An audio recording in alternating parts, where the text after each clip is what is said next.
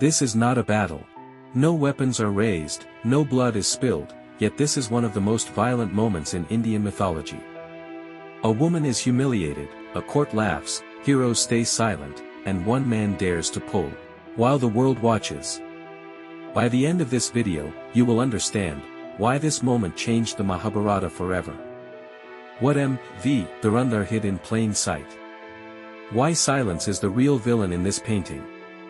And why Draupadi's dignity becomes divine resistance.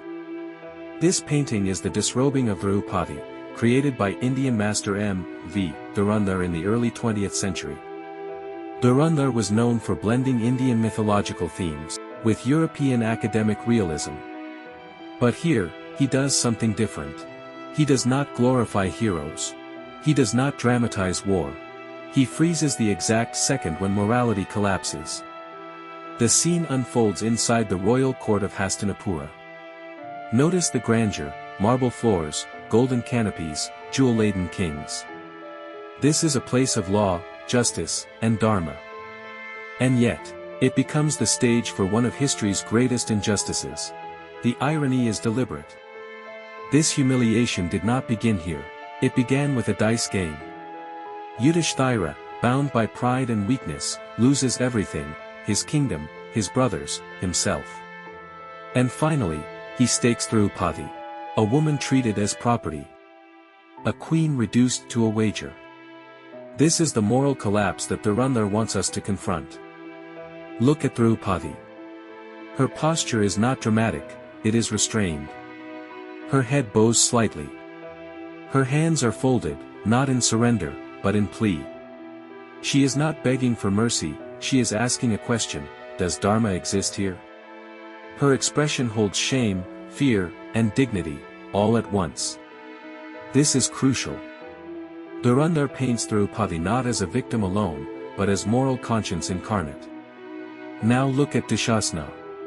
His body is in motion, his arm raised, theatrically, he is not angry.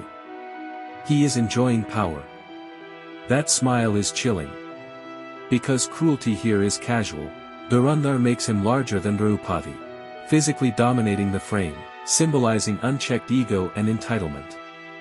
Look around the court. This is where the painting truly hurts. Bhishma, Drona, Vidura, the elders, the warriors, men who know right from wrong. Yet they do nothing.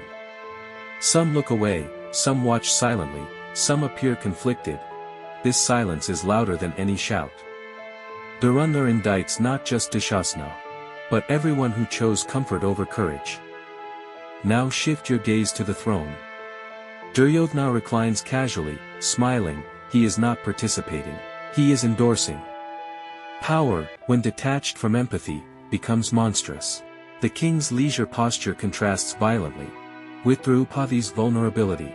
This is the turning point. As Dushasana pulls endlessly, the fabric does not end. Krishna intervenes. But notice something important: Krishna does not appear in the painting.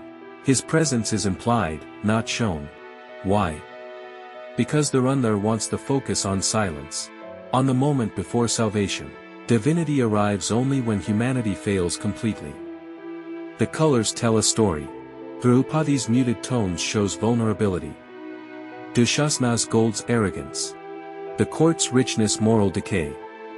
The fabric flowing across the floor acts like a visual river, washing the scene in shame.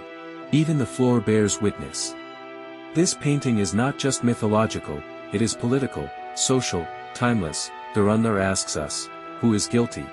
The man who pulls, or the many who watch? This scene repeats across history, different names, different places. But the pattern remains: power humiliates, society watches, victims are questioned. That is why Draupadi's question still echoes. Draupadi walks into the court as a queen. She walks out as something more dangerous. A reminder that dignity does not come from clothing.